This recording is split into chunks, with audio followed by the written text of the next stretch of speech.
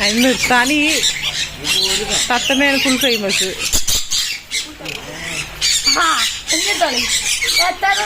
ഒന്ന്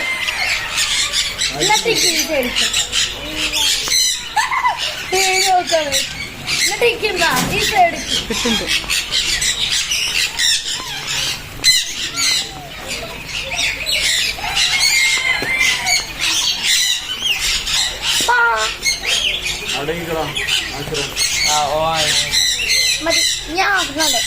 ഞാൻ അതില് മീനിന്റെ കൈ പഞ്ചാറിനെ തത്തനെ കൈ കൊടുത്തിട്ട് ഫോട്ടോ